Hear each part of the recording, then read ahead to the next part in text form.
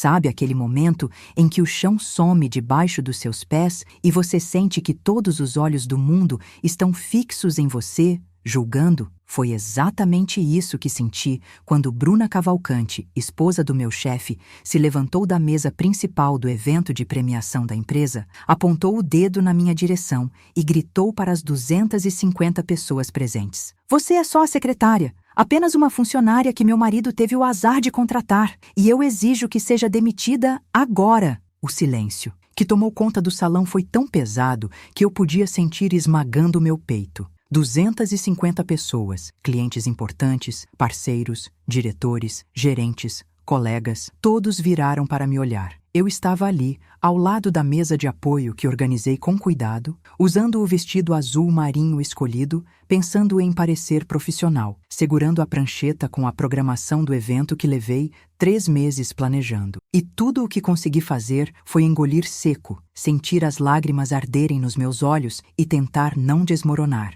Meu nome é Helena, tenho 33 anos e até aquele momento eu acreditava ter construído uma carreira sólida. Trabalho há 7 anos na Cavalcante & Associados, uma das maiores empresas de consultoria empresarial do país, com faturamento anual na casa dos 80 milhões. Comecei como assistente administrativa júnior, logo depois de me formar em administração. Nos primeiros 2 anos fiz de tudo. Organizei arquivos, aprendi cada processo, estudei cada cliente. Fazia cursos online à noite para melhorar. Chegava meia hora mais cedo e saía sempre por último. Quando a secretária executiva do CEO, Dr. Marcelo Cavalcante, pediu demissão, eu fui promovida. Tinha apenas 28 anos e lembro da sensação de vitória. Dr. Marcelo era exigente, perfeccionista, mas sempre justo. Homem sério, focado em resultados. Nos primeiros meses como secretária dele, trabalhei o dobro para aprender sua rotina. Decorei a agenda dele melhor que minha própria vida. Sabia que cliente ligar primeiro em conflitos,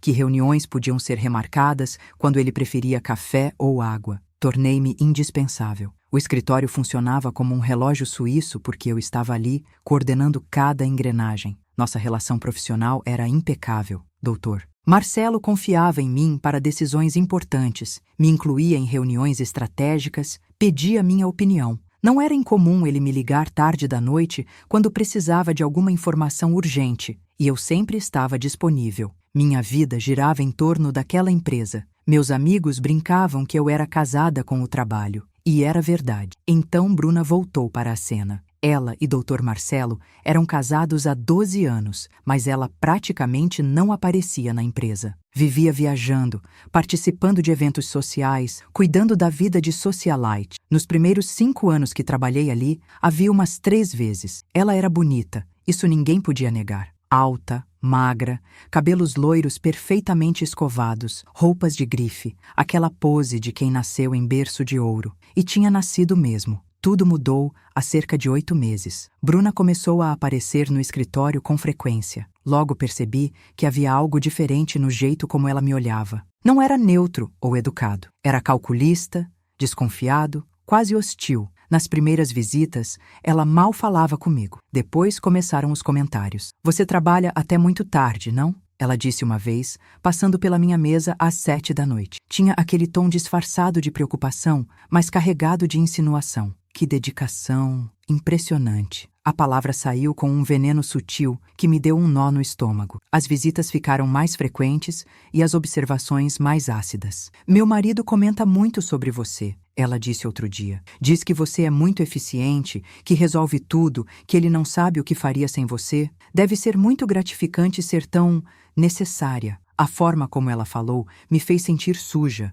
como se eu tivesse feito algo errado apenas por ser boa no meu trabalho. Comecei a perceber que Bruna estava me vigiando. Aparecia no escritório em horários aleatórios, sempre encontrando desculpa para passar pela minha mesa. Uma vez, peguei ela olhando meus e-mails por cima do meu ombro. Quando me virei, assustada, ela apenas sorriu friamente. Só estava curiosa sobre o que mantém meu marido tão ocupado. O ciúme estava escrito em cada palavra. Então vieram as interferências diretas. Bruna começou a questionar decisões minhas, sem entender nada sobre como a empresa funcionava. "Por que você agendou essa reunião para terça? Por que você não incluiu fulano nessa lista?" A hostilidade não era mais disfarçada. Era aberta, cruel. Dr. Marcelo percebia a tensão, tentava amenizar, me defendia sutilmente. Helena sabe o que está fazendo, querida. Ela trabalha aqui há anos, mas isso só piorava. Bruna interpretava qualquer defesa como prova de que havia algo errado. O ciúme crescia como um tumor, envenenando tudo. Os outros funcionários começaram a notar os olhares de pena que eu recebia, os sussurros que paravam quando eu entrava na copa. Juliana, da contabilidade, me disse baixinho: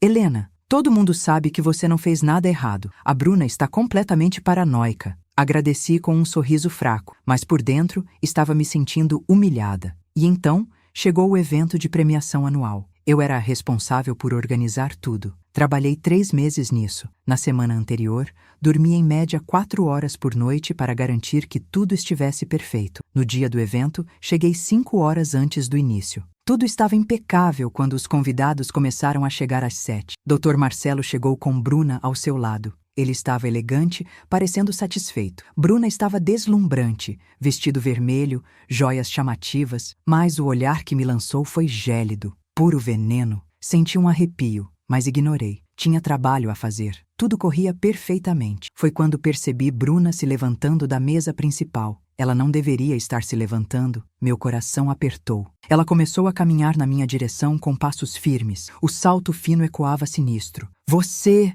Ela gritou apontando para mim. Todas as conversas cessaram. Você acha que eu sou idiota? Acha que eu não vejo o que está acontecendo? Você é só a secretária. Apenas uma funcionária qualquer que meu marido teve o azar de contratar. Fica aqui se achando importante, se metendo na vida dele, aparecendo em todos os lugares, trabalhando até tarde, achando que pode tomar meu lugar. Eu não conseguia me mexer. Estava paralisada, sentindo o rosto arder de vergonha. Lágrimas começaram a embaçar minha visão. Bruna, por favor, Dr. Marcelo tentou dizer, mas ela o cortou. Não, Marcelo, chega. Ou você demite essa mulher agora, na frente de todos, ou eu saio e não volto mais. O silêncio era ensurdecedor. Eu queria desaparecer. Eu tentei falar, mas minha voz saiu trêmula. Eu não fiz nada. Eu só trabalho aqui. Cala a boca! Bruna gritou, dando passos na minha direção. Você acha que eu não sei o que uma secretária faz para subir? As horas extras trabalhando, as viagens a negócios,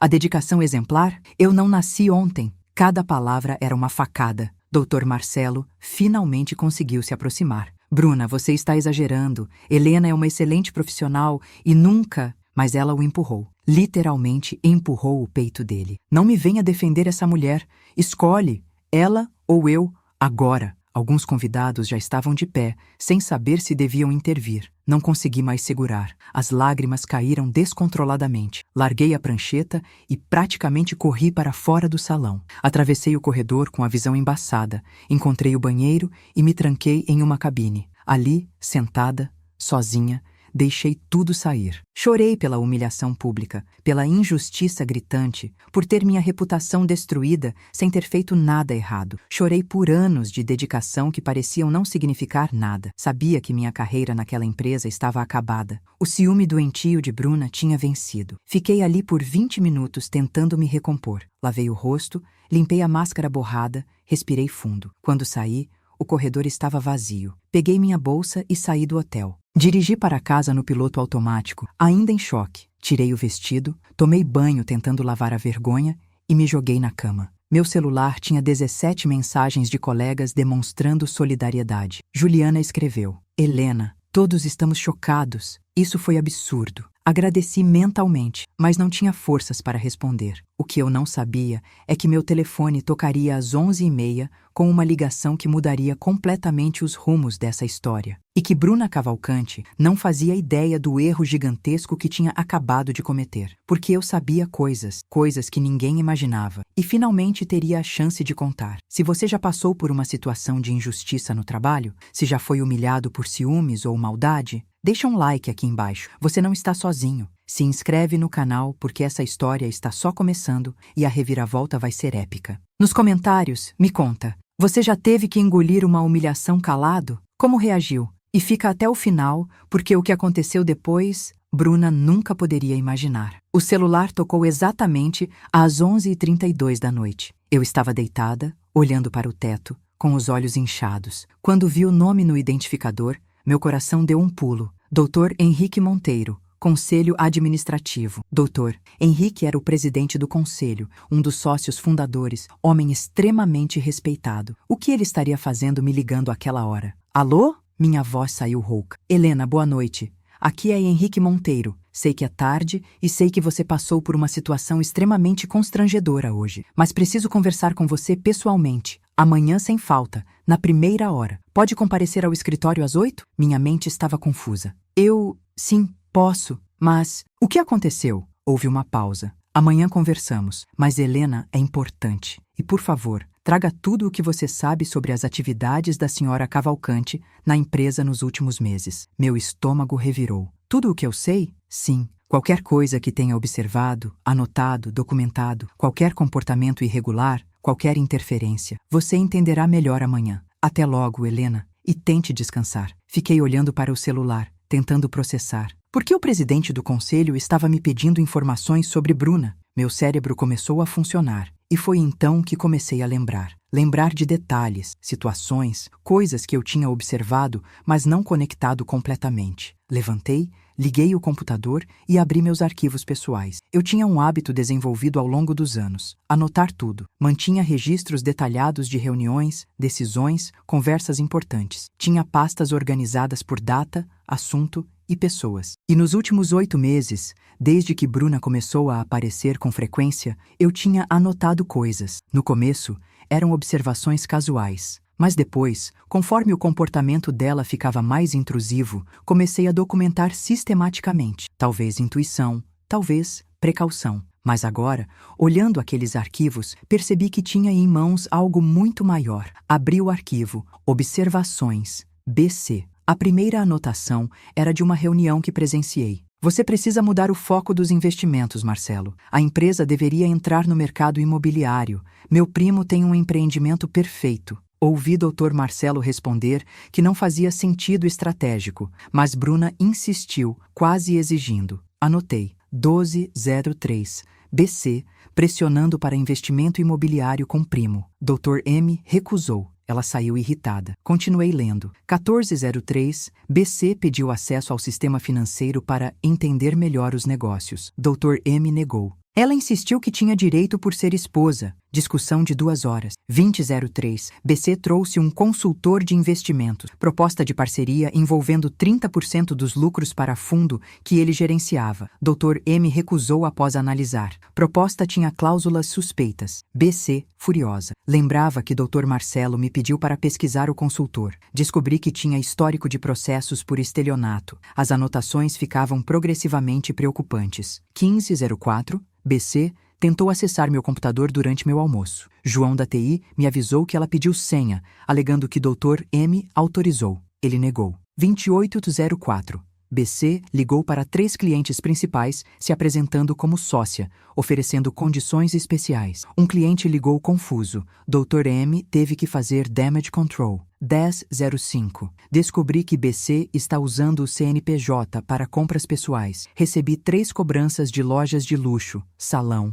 spa, restaurante. Valores somam 47 mil reais. Levei ao conhecimento do Dr. M. Ele ficou pálido quando viu aquelas notas fiscais. E então descobertas ainda mais graves. 2405. João da TI me procurou. Disse que BC tentou instalar software de monitoramento nos computadores, alegando ser segurança adicional. Ele negou, mas ela ameaçou demiti-lo. João me pediu conselho. João não foi demitido porque Dr. Marcelo, quando soube, interveio. 0706. Mariana do financeiro me procurou em sigilo. BC pediu acesso aos extratos bancários alegando que Dr. M autorizou. Mariana achou estranho e ligou para confirmar. Dr. M negou. Mariana me mostrou e-mails que BC enviou tentando se passar por Dr. M, solicitando transferências para contas externas. Mariana não executou. Isso era tentativa de fraude. 1906. Acessando o e-mail do Dr. M para preparar relatório, vi mensagem deletada. Consegui recuperar. Era de escritório de advocacia, representando o primo de BC. Acusava Dr. M de acordo verbal para investir 2 milhões. Obviamente falso. Ameaçava processo. Alguém com acesso ao e-mail dele deletou. Os meses seguintes foram escalada de interferências, manipulações, uso indevido do nome da empresa. Cada anotação tinha prints de e-mails, conversas, documentos. Meu instinto profissional tinha criado um arquivo completo de todas as irregularidades. 0812. Chegou intimação judicial. Fornecedor processando empresa por calúnia e difamação. Segundo o processo, alguém ligou para diversos fornecedores alegando que este estava envolvido em fraudes. Dr. M. chocado. Nunca fez tais ligações. Investigação interna. Secretária viu BC no escritório sozinha, em final de semana, 2 semanas antes das ligações. Ela usou o telefone fixo. As ligações foram rastreadas. Vieram de dentro da empresa. O processo pedia R$500 mil e tudo indicava que Bruna estava por trás. Mas por quê? Até que surgiu uma pista. 23/12. Beatriz, do RH, mencionou que BC tem feito reuniões com advogado especialista em divórcio. Beatriz viu em restaurante BC e advogado com documentos discutindo algo sério. Ouviu fragmentos: separação de bens, empresa como ativo, desvalorização estratégica. Desvalorização estratégica. Bruna estava tentando destruir a empresa antes de um divórcio. Tudo fazia sentido. As interferências, as tentativas de criar problemas, os processos, ela estava sabotando de dentro. E o ciúme que demonstrava por mim, provavelmente cortina de fumaça. Ou ela me usou como bode expiatório, fazendo aquele escândalo para justificar minha saída. Sem mim, teria mais liberdade para manipular Dr. Marcelo. Olhei para o relógio. Era 1h30. Tinha passado horas revisitando arquivos, conectando pontos, criei uma pasta nova e organizei tudo cronologicamente. Tinha dezenas de páginas de evidências e pela primeira vez, desde aquela humilhação,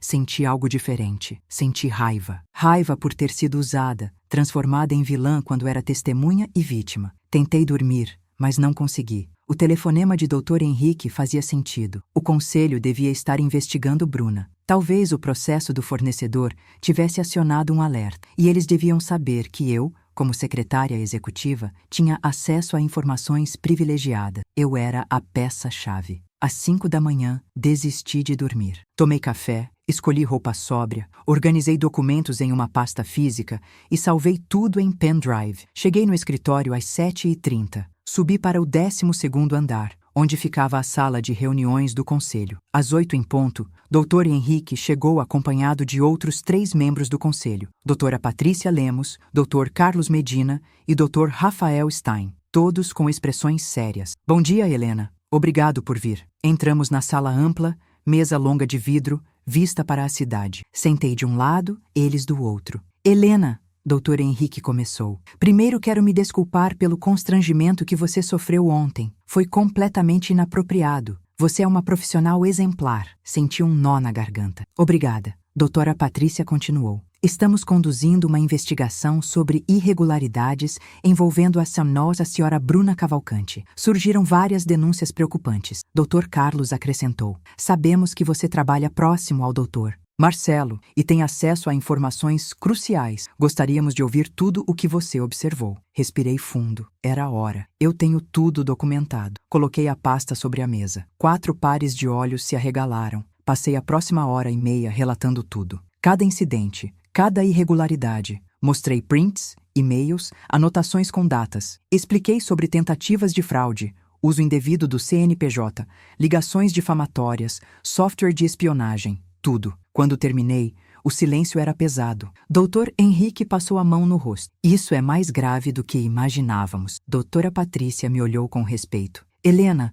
você salvou esta empresa. Sabe disso? Dr. Rafael falou. Vamos precisar que você formalize tudo em depoimento oficial para nossos advogados, possivelmente para autoridades. Há mais uma coisa. Dr. Henrique pegou um envelope. Recebemos isso ontem, logo depois do incidente. São e-mails enviados anonimamente. Conversas entre Bruna Cavalcante e seu advogado de divórcio. Conversas onde ela discute estratégias para desvalorizar a empresa antes de oficializar separação. Conversas onde ela menciona explicitamente criar situações que prejudiquem a reputação da Cavalcante em associados. Quem enviou? Perguntei. Não sabemos. E-mail anônimo, mas é autêntico. Doutora Patrícia explicou. O Dr. Marcelo não sabe de nada ainda. Está emocionalmente envolvido demais, mas o conselho tem obrigação de proteger a empresa. Doutor. Henrique fez a pergunta crucial. Helena, você aceita voltar ao seu cargo? Com proteção total do conselho, aumento salarial e desculpa formal, eu pisquei. Voltar? Não fui demitida? Dr. Carlos riu sem humor. Claro que não. A senhora Cavalcante não tem autoridade para demitir ninguém. Foi histeria, nada mais. Você continua funcionária. Aliás, funcionária essencial. Aceito, respondi com voz firme. Mas quero garantia que essa situação será resolvida definitivamente. Dr. Henrique sorriu. Pode deixar. A reunião extraordinária acontece daqui a 2 horas e a senhora Cavalcante foi convocada, junto com o Dr. Marcelo. Ela ainda não sabe que nós sabemos. E você, Helena, vai estar presente, como testemunha principal. Às 10h30, a sala estava tensa como corda prestes a arrebentar. Eu estava sentada no canto, com minha pasta, tentando controlar o tremor nas mãos. A mesa principal tinha 5 membros do conselho, advogados internos, diretor de compliance e diretora de RH. A atmosfera era de tribunal. Dr. Marcelo chegou pontualmente, confuso com a convocação urgente. Estava com olheiras profundas, terno amarrotado, cabelo despenteado. Quando me viu,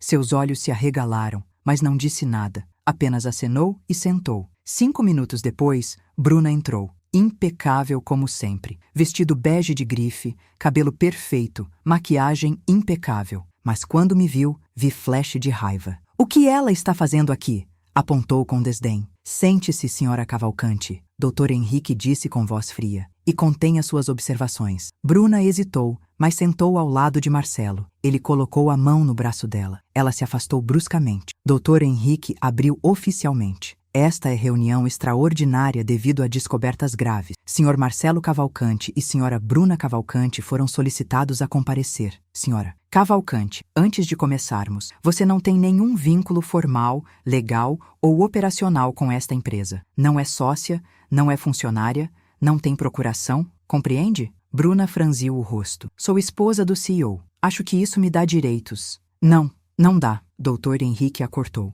Casamento não confere participação empresarial, especialmente com separação total de bens, como é o caso. Bruna empalideceu. Marcelo olhou surpreso. Nos últimos meses, doutora, Patrícia disse, recebemos denúncias de que você, senhora Cavalcante, tem interferido inapropriadamente. Interferências que vão de inconvenientes a potencialmente criminosas. Isso é ridículo. Bruna se levantou. Quem está dizendo essas mentiras? Ela? A secretária obcecada pelo meu marido? Dr. Carlos bateu na mesa. Sente, agora. Bruna obedeceu, agitada. Vamos aos fatos. Dr. Rafael abriu pasta grossa. Em 15 de abril, você tentou obter acesso não autorizado ao computador de Helena, alegando falsamente autorização. Confirma? Bruna abriu e fechou a boca. Eu só queria verificar a agenda. Sem autorização.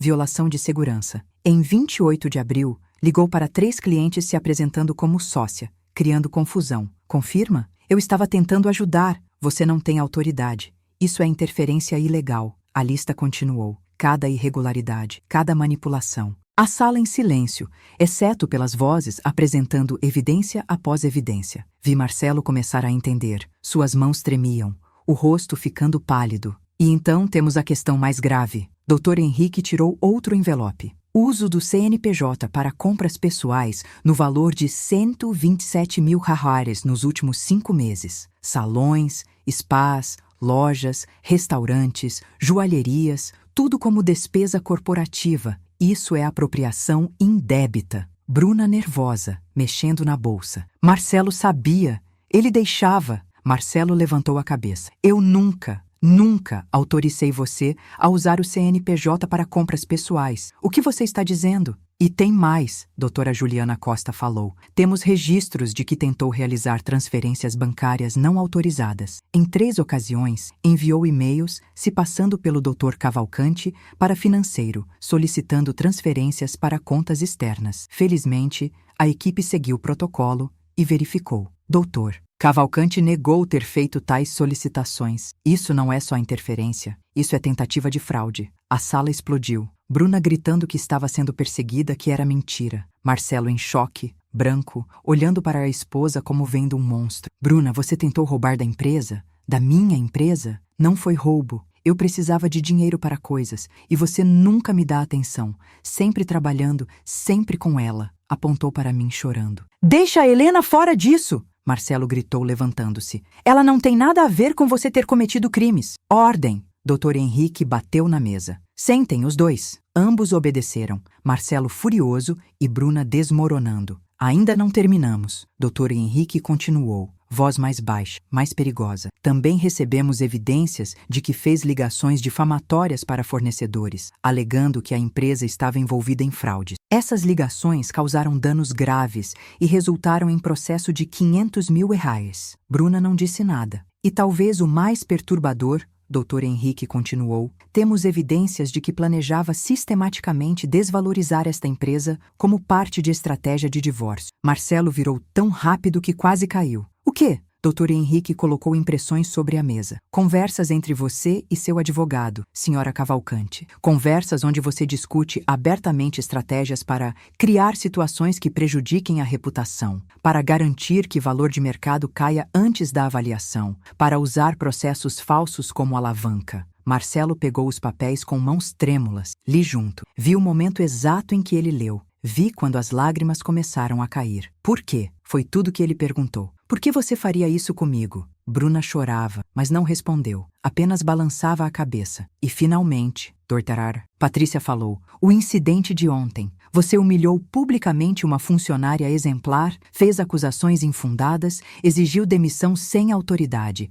na frente de 250 convidados. O dano é imensurável. Todos olharam para mim. Segurei firme na pasta. Helena Souza, Dr. Henrique se dirigiu a mim. Você pode confirmar ao conselho que tudo em seu relatório é verídico e que está disposta a testemunhar? Levantei-me, pernas tremendo, mas voz firme. Sim, confirmo. Tudo está documentado com datas, horários, evidências e sim, estou disposta a testemunhar. Bruna me lançou olhar de ódio. Você sempre quis me destruir, sempre de olho no meu marido. Respirei fundo. Senhora Cavalcante, eu nunca quis nada além de fazer meu trabalho. Mas documentei tudo, porque percebi que algo estava errado. E graças a isso, a empresa está sendo protegida. Dr. Henrique retomou o controle. Senhora Cavalcante, em virtude das evidências, o conselho decidiu. Primeiro, você está permanentemente banida de entrar nas dependências. Qualquer tentativa será tratada como invasão.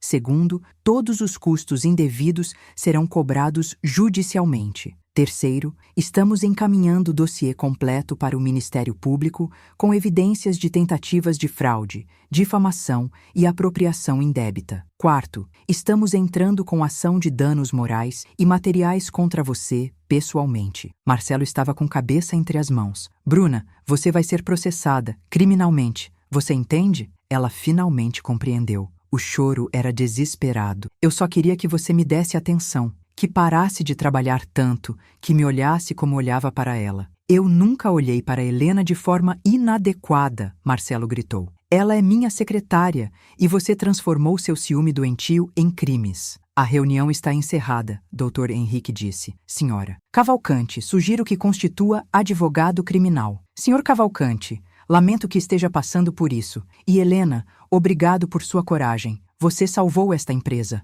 Assenti, processando tudo. Bruna saiu correndo, aos soluços. Marcelo ficou sentado por longos minutos. Não sabia se devia ficar ou ir. Decidi ficar. Finalmente ele levantou o rosto e me olhou. Havia tantas emoções, vergonha, gratidão, tristeza, alívio. Helena, eu sinto muito, por tudo, por não ter percebido, por não ter te protegido melhor, pela humilhação. Doutor Cavalcante, respondi suavemente, você não tem culpa dos atos dela. E eu estou bem, ou vou ficar. Ele assentiu. Você quer continuar trabalhando comigo? Depois de tudo? Sorri pela primeira vez em 2 dias. É claro, essa empresa é minha segunda casa e você é um excelente chefe. Vi lágrimas nos olhos dele. Obrigado, obrigado por não me abandonar, por salvar tudo o que eu construí. Apertei seu ombro. Somos uma equipe, sempre fomos. Nos dias seguintes, a história se espalhou. A versão oficial era que irregularidades foram descobertas e medidas tomadas. Mas todos sabiam. Desta vez os comentários eram diferentes. Não sobre mim sendo a outra. Eram sobre como expus sabotagem, protegi a empresa, sobre coragem e profissionalismo. Recebi mensagens de todos os departamentos. Juliana me abraçou chorando, dizendo que eu era sua heroína. João me trouxe flores. Marcelo ficou 2 dias fora, lidando com o terremoto pessoal. Quando voltou, estava abalado, mas determinado. Tinha contratado advogado e iniciado o divórcio. E tinha dobrado meu salário. Quando protestei, ele disse: "É o mínimo. Você merece isso e muito mais." A empresa se recuperava. O processo do fornecedor foi resolvido quando mostramos evidências de que ligações difamatórias foram feitas por Bruna, não pela empresa. Clientes confusos foram contactados pessoalmente. A reputação estava sendo reconstruída. Mas eu sabia que não tinha terminado. O processo criminal contra Bruna estava começando. Eu seria chamada para depor. Teria que reviver tudo. Enfrentar advogados tentando me desacreditar. A luta não tinha acabado, mas pela primeira vez desde aquela noite eu me sentia forte, valorizada, pronta para o que viesse. 3 semanas depois, recebi intimação oficial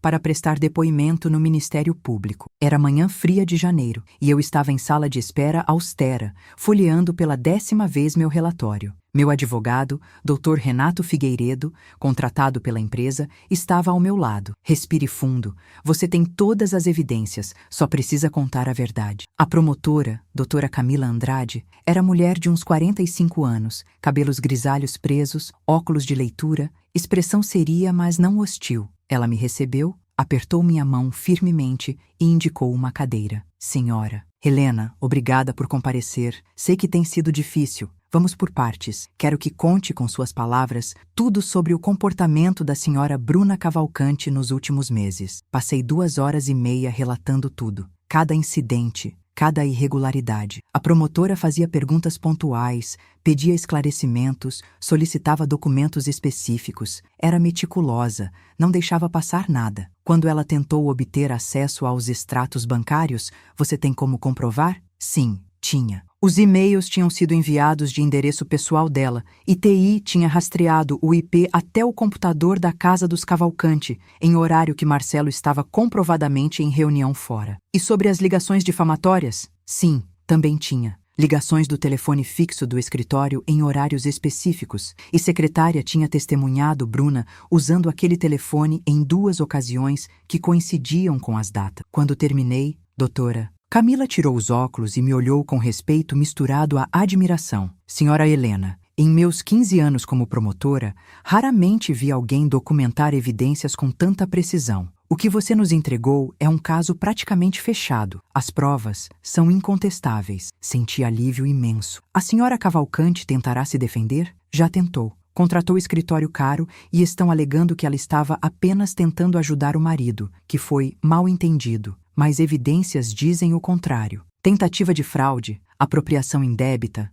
difamação, calúnia, são crimes graves. E descobrimos algo novo. A senhora Cavalcante está com dívidas pessoais enormes. Mais de 300 mil reais em cartões, empréstimos, compras parceladas. É por isso que estava tentando tirar dinheiro da empresa. Não era apenas para prejudicar em divórcio. Ela estava desesperada por dinheiro. Aquilo explicava muita coisa. O desespero, as tentativas cada vez mais descaradas. Bruna estava afundada e via a empresa como salvação. Mas ao invés de pedir ajuda, decidiu roubar, fraudar, sabotar. Ela será denunciada? Sim. Estamos formalizando denúncia por tentativa de estelionato, apropriação indébita e crime contra a honra. Ela pode pegar de 2 a 6 anos. Provavelmente começará com pena alternativa, mas o registro criminal será permanente. Saí mentalmente exausta. Dr. Renato me levou de volta. Você se saiu perfeitamente. A promotora ficou impressionada. E olha, Helena, o que você fez vai além de salvar uma empresa.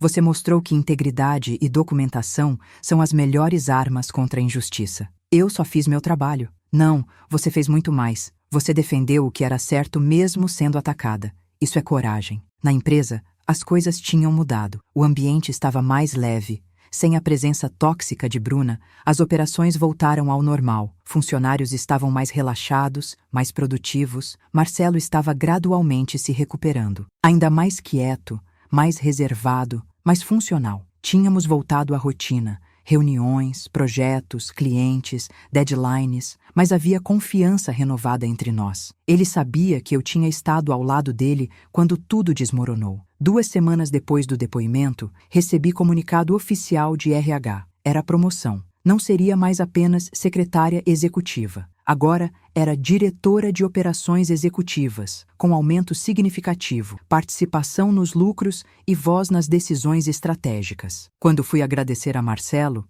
ele sorriu. O primeiro sorriso genuíno em semanas. Helena, você sempre foi mais que uma secretária. Era hora de o cargo refletir isso. Meus olhos encheram de lágrimas. Obrigada por confiar em mim. Ele balançou a cabeça. Eu que agradeço por salvar não só a empresa, mas também me acordar para uma realidade que eu estava ignorando. Mas a história de Bruna ainda não tinha terminado. No início de fevereiro, seu advogado tentou acordo extrajudicial. Ela se dispunha a pagar todos os prejuízos, os 127 mil de uso indevido do CNPJ, os 50 mil de custos legais e mais 100 mil como indenização. Em troca, pedia que a empresa não prosseguisse criminalmente. O conselho se reuniu para avaliar. É oferta razoável financeiramente, ponderou Dr. Carlos. 277 mil RARs é compensação significativa. Mas doutora Patrícia discordou. Isso não é só sobre dinheiro, é sobre precedente. Se deixarmos passar, mandamos mensagem que tentativa de fraude e sabotagem são aceitáveis se você tiver dinheiro para pagar depois. Marcelo estava dividido. Ela foi minha esposa por 12 anos. Parte de mim não quer vê-la na cadeia. Olhou para mim. Respirei fundo. Dr. Cavalcante, com todo respeito, isso não é sobre vingança pessoal. É sobre proteger a empresa. Se ela sair ilesa, que garantia temos que não tentará de novo? Ou que outras pessoas não farão o mesmo? Ele assentiu. Você está certa. Sempre está. O conselho votou. Por unanimidade, recusaram o acordo. O processo criminal seguiria. A audiência judicial aconteceu em março. Eu estava no banco das testemunhas novamente, desta vez em tribunal. Bruna estava na mesa da defesa, irreconhecível. Tinha emagrecido muito, rosto pálido, cabelo sem brilho, nenhuma joia, nenhuma roupa de grife. Parecia ter envelhecido 10 anos em 3 meses. Seus advogados tentaram de tudo. Alegaram que estava emocionalmente abalada, sob influência de estresse, sem intenção criminosa real. Mas as evidências eram irrefutáveis. Quando chegou minha vez, o advogado de defesa tentou me desacreditar. Senhora Helena, não é verdade que tinha interesse pessoal em prejudicar minha cliente? Que queria ficar com o marido dela? Respirei fundo, mantendo calma. Não, eu tenho relação estritamente profissional com o Dr. Cavalcante. E todas as evidências que apresentei são fatos objetivos, não opiniões. São documentos, datas, valores, testemunhas. Não há subjetividade, ele insistiu. Mas você não tinha ciúmes? Olhei diretamente. Eu me sentia preocupada com a empresa que amo. E tinha razão. Sua cliente tentou fraudar, difamar e sabotar sistematicamente a Cavalcante em associados. Isso está provado. O juiz interveio, dizendo que o advogado fazia perguntas não pertinentes. Eu estava liberada. A sentença saiu 2 semanas depois. Bruna foi condenada por tentativa de estelionato e difamação. Pena de 3 anos, convertida em pena alternativa com prestação de serviços comunitários, multa pesada e proibição de se aproximar da empresa ou funcionários. Teria que pagar todos os prejuízos e seus bens pessoais. Carros importados, joias, roupas de grife, seriam leiloados para cobrir dívidas. Era uma queda espetacular. A Socialite estava agora arruinada financeira e socialmente. Marcelo finalizou o divórcio em abril. Ele me contou brevemente enquanto revisávamos contratos. Acabou oficialmente hoje. 12 anos terminaram em cartório, com 2 advogados e nenhuma palavra trocada. Havia tristeza, mas também alívio. Como você está? Perguntei. Honestamente, melhor do que esperava. É estranho, mas libertador. Eu não percebia o quanto aquele relacionamento era tóxico até que acabou. Pausa. E você? Como está lidando? Sorri. Estou bem. Realmente bem. Pela primeira vez em meses, sinto que posso respirar sem medo de ser atacada. Ele assentiu, olhando pela janela. Helena, você já pensou no que quer fazer daqui para frente? Profissionalmente? Arqueei a sobrancelha, curiosa. No que está pensando? Bem, a empresa está crescendo. Estamos abrindo filial em São Paulo e eu preciso de alguém para liderar as operações lá. Alguém que eu confie completamente, que conheça cada processo, cada detalhe. Alguém que tenha provado ser não só competente, mas também ética e corajosa. Meu coração acelerou. Está me oferecendo a liderança da filial de São Paulo? Sim, com autonomia total, salário compatível com cargo de diretora executiva, bônus por resultados. Você montaria a equipe, definiria processos, seria a cara da empresa lá. O que acha? Era a oferta incrível. oportunidade que mudaria minha carreira permanentemente. Mas também significava me mudar, recomeçar, assumir responsabilidade gigantesca. Posso pensar? Claro, leva o tempo que precisar, mas eu já sabia minha resposta. 3 dias depois, voltei. Aceito, sob uma condição. Ele ergueu as sobrancelhas. Qual? Que eu possa contratar e treinar meu próprio substituto aqui. Alguém que cuidará de você e desta sede com o mesmo zelo. Ele sorriu, fechado. Nos meses seguintes, implementei a transição. Treinei Beatriz, uma jovem assistente extremamente talentosa, para assumir meu lugar. Ela tinha 26 anos, era organizada, atenciosa aos detalhes, mesma ética de trabalho. Passei 3 meses ensinando cada processo, cada particularidade. Por que você está fazendo isso? Ela me perguntou. Compartilhando tudo sem medo de ser substituída? Sorri. Porque sucesso não é sobre ser insubstituível. É sobre criar legados, construir equipes fortes, passar conhecimento. Eu não tenho medo de você ser excelente. Na verdade, é exatamente o que eu quero. Em julho, me mudei para São Paulo. A nova filial estava em prédio moderno, andar alto, vista para Paulista. Era minha para moldar, construir, liderar. Montei equipe de 12 pessoas, estabeleci processos, fechei contratos com clientes importantes. Em 6 meses, a filial estava lucrando acima das projeções. Marcelo visitava mensalmente, sempre impressionado. Você construiu algo incrível aqui.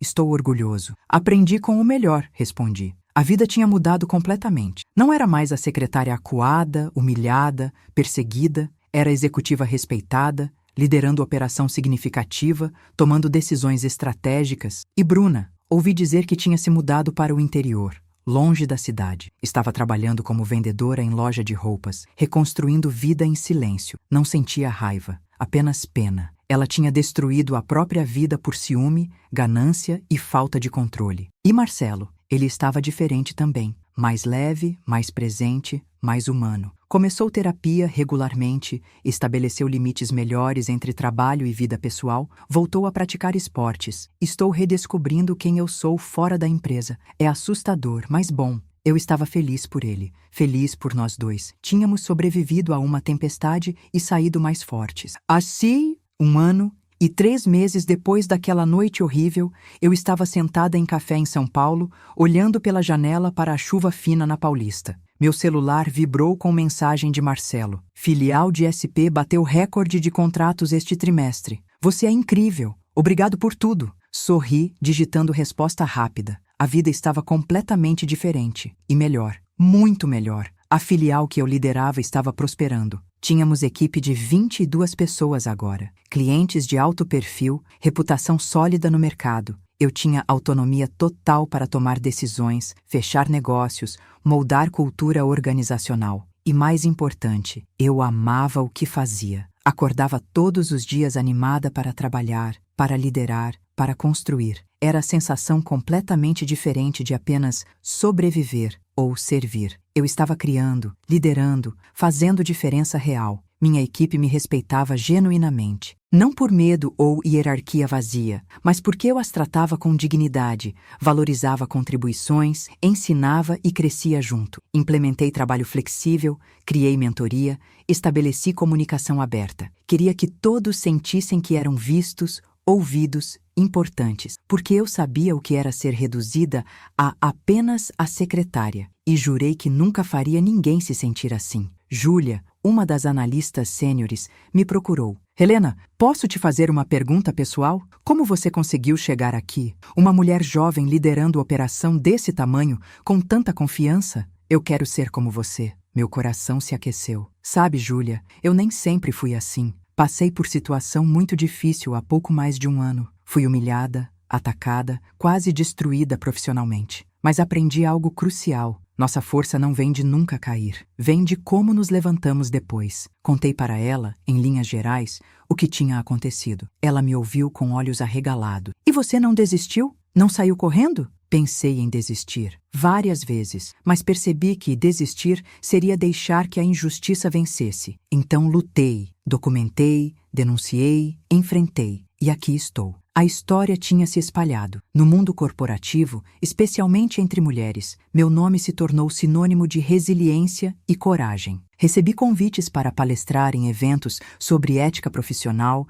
liderança feminina, como lidar com ambientes tóxicos. No começo, recusei. Não queria ser definida por aquela situação, mas depois percebi que minha história poderia ajudar outras pessoas. Aceitei alguns convites selecionados. Em uma palestra memorável, uma jovem de uns 25 anos levantou a mão. Helena, como você lidou com o medo? Com receio de retaliação quando começou a documentar? Respirei fundo, lembrando. Honestamente, eu tinha muito medo. Medo de perder emprego, reputação, estabilidade, mas percebi que o medo maior era viver em sistema onde errado é tolerado, porque as pessoas têm medo de denunciar. Então, escolhi o medo da ação ao invés do medo da omissão. A sala aplaudiu. Várias mulheres vieram falar depois, compartilhando histórias de assédio, bullying, injustiças. Ouvi cada uma com atenção, ofereci conselhos quando apropriado, conectei algumas com recursos de apoio. Percebi que não estava sozinha. Milhares de mulheres passavam por situações similares. Marcelo e eu mantínhamos contato regular, mas nossa relação tinha evoluído. Não era mais chefe e secretária. Éramos colegas, parceiros de negócio, amigos. Ele tinha começado a namorar alguém novo, uma psicóloga chamada Ana, que conheceu em grupo de apoio para pessoas passando por divórcios difíceis. Ela é diferente de tudo que já conheci. Não se importa com aparências ou status. É genuína, gentil, presente. Eu estava genuinamente feliz. Você merece isso. Merece alguém que te veja de verdade, não o que você pode prover. Ele sorriu timidamente. E você? Algum romance? Ri. Estou focada na carreira agora. Mas quem sabe, quando a pessoa certa aparecer, estarei aberta. A verdade é que eu estava redescobrindo quem eu era fora do trabalho. Durante anos, tinha me definido apenas pela função profissional. Mas quem era Helena? Comecei a explorar. Voltei a praticar yoga. Entrei em clube de leitura. Fiz aulas de pintura. Viajei sozinha pela primeira vez. Passei uma semana em Gramado, apenas eu. Livros, vinícolas e paisagem. Descobri que gostava da minha própria companhia, que não precisava estar constantemente ocupada para me sentir valiosa, que descansar não era preguiça, era necessário. E Bruna? Eu a vi uma vez, por acaso, em viagem de volta à cidade original. Estava em cafeteria e ela entrou. Por um segundo, nossos olhos se encontraram. Ela me reconheceu imediatamente e vi flash de vergonha, medo, talvez arrependimento. Ela deu meia volta e saiu. Não a segui. Não tinha nada a dizer, nenhum rancor, nenhuma raiva, nenhuma necessidade de confronto. Sua própria vida já era consequência suficiente. Mas curiosidade me fez perguntar a Beatriz se ela sabia de alguma coisa. Ouvi dizer que ela está no interior, trabalha em loja pequena, vive de forma bem simples. Algumas pessoas dizem que ela mudou completamente, está mais humilde, mais consciente. Outros dizem que apenas está escondida de vergonha. Processei aquilo. Sabe, Beatriz, eu não desejo mal a ela. Espero sinceramente que tenha aprendido algo e esteja tentando ser pessoa melhor. Mas não é minha responsabilidade saber ou me importar. Minha parte nessa história está encerrada. Beatriz assentiu. Você é muito madura. No seu lugar,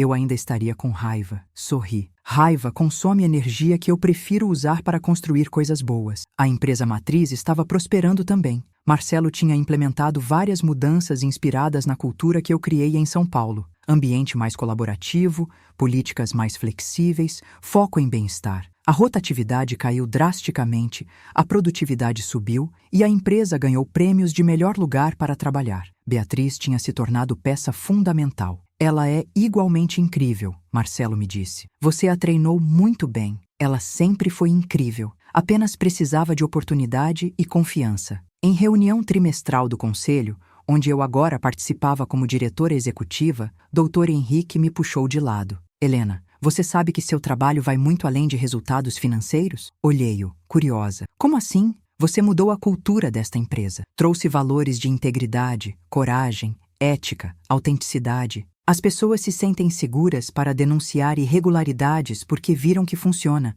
que quem faz o certo é protegido. Você criou um legado. Senti lágrimas. Obrigada. Isso significa muito. Não, Helena. Nós que agradecemos. Você salvou esta empresa de duas formas, expondo sabotagem e modelando o tipo de liderança que queremos. 9 meses depois de me mudar, recebi proposta inesperada. Uma das maiores empresas de consultoria do país me procurou, querendo que eu liderasse toda a divisão de operações, posição de VP. O salário era o triplo. As responsabilidades seriam enormes. Era o tipo de oferta que muda uma vida. Conversei com Marcelo. O que você quer fazer? Ele perguntou. Honestamente, não sei. É oportunidade incrível, mas também significa deixar algo que eu construí do zero, equipe que confio, empresa que amo. Ele assentiu. Se você decidir aceitar, entenderei. Você merece voos maiores. Mas se decidir ficar, também entenderei. E faremos questão de reconhecer e recompensar sua lealdade. Passei 2 semanas ponderando. Conversei com mentores, amigos, família, fiz listas de prós e contras. E no final,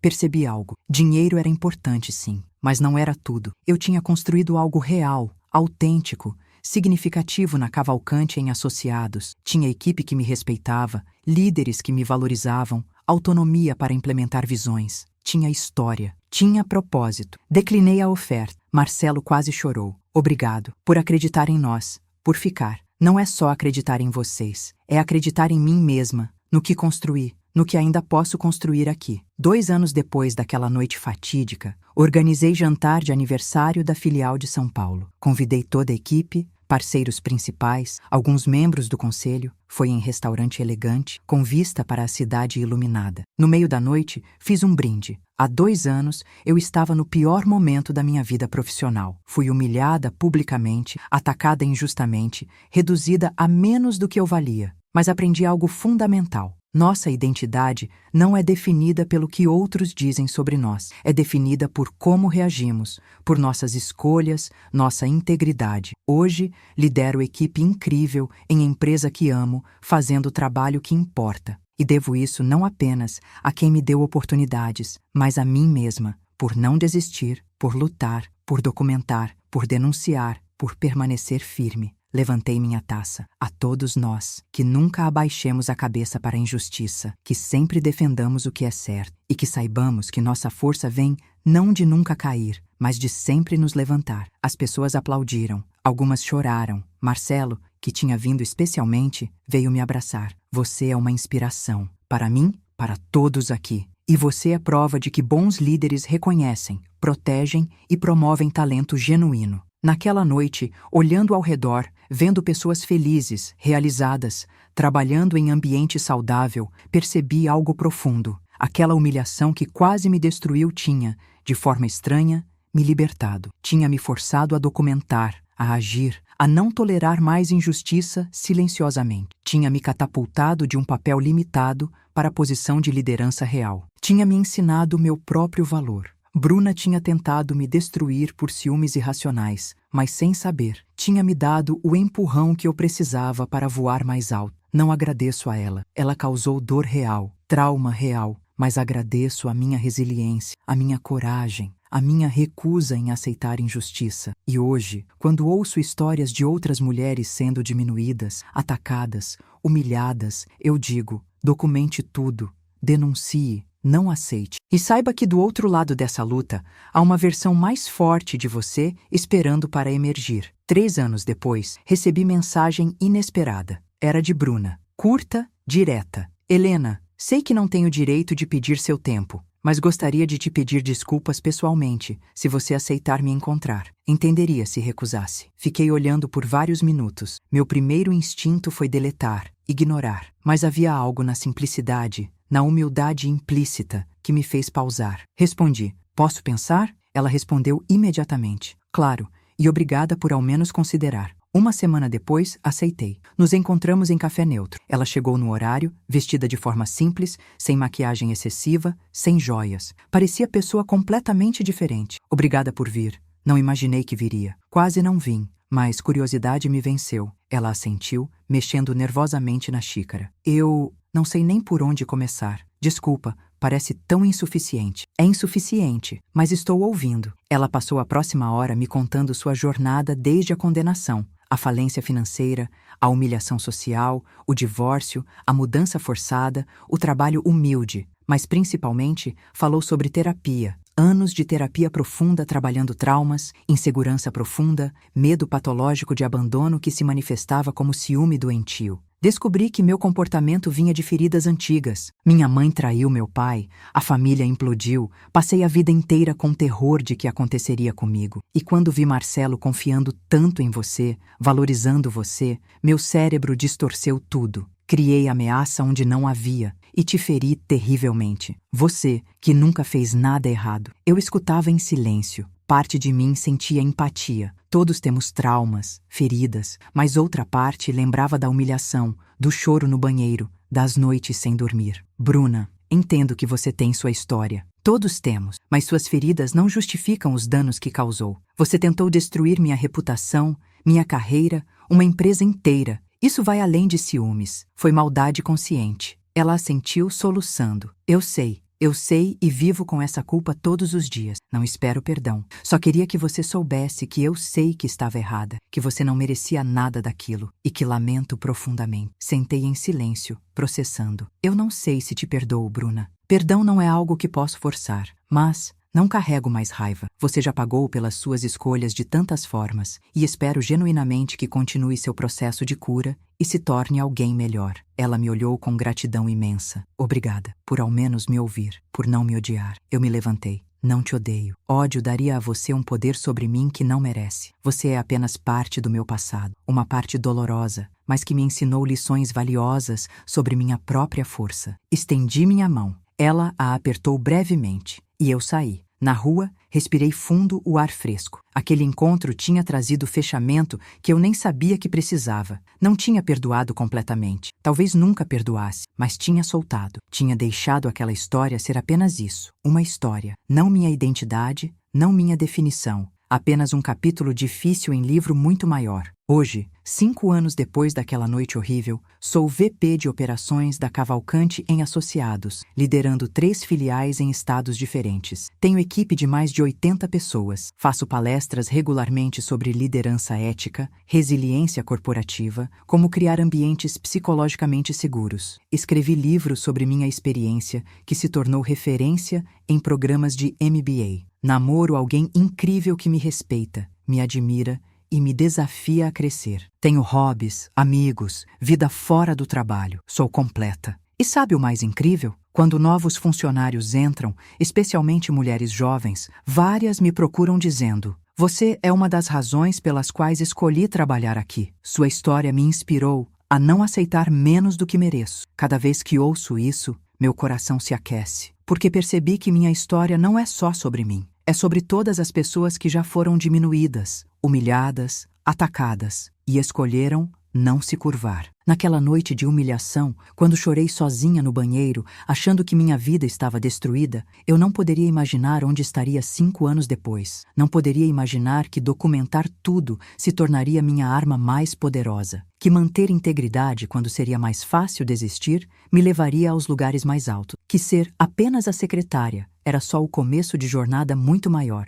Aprendi que força real não é nunca sentir medo ou dor. É sentir tudo isso e, mesmo assim, escolher ficar de pé, documentar os fatos, denunciar injustiça, manter dignidade. Aprendi que, às vezes, nossos maiores inimigos nos dão, sem querer, os empurrões que precisamos para descobrir quem realmente somos. E aprendi que nossa história não é definida pelo que acontece conosco, mas por como respondemos. Então, se você está lendo isso e passando por algo similar, sendo diminuído, atacado, humilhado, quero que saiba, documente tudo, não aceite. Não abaixe a cabeça, procure ajuda, reúna evidências, denuncie e saiba que existe uma versão de você, do outro lado dessa luta, que é mais forte, mais sábia, mais realizada do que pode imaginar agora. A jornada será dura, haverá noites chorando sozinho, haverá momentos de querer desistir, mas se você segurar firme, se mantiver sua integridade, se recusar a se curvar, você vai emergir mais poderoso do que seus opressores jamais poderiam impedir. E para quem está pensando em diminuir, atacar, humilhar alguém por ciúmes, insegurança ou maldade, cuidado, porque a pessoa que você tenta destruir hoje pode ser a que estará no topo amanhã, mais forte por ter sobrevivido a você. e você terá que viver sabendo que foi apenas um capítulo superado na história de sucesso de alguém. Minha história não é de vingança, é de justiça, não é de ódio, é de resiliência. Não é sobre Bruna sendo destruída, é sobre Helena sendo reconstruída. E eu não seria quem sou hoje sem aquela noite horrível que quase me quebrou, mas ao invés disso, me ensinou a voar. Se você chegou até aqui, obrigada por ouvir minha história. Se ela tocou seu coração, se você também já foi minimizado e escolheu se levantar, deixa um like. Se inscreve no canal para mais histórias reais de superação e justiça, porque precisamos lembrar uns aos outros que somos mais fortes do que pensamos. E nos comentários,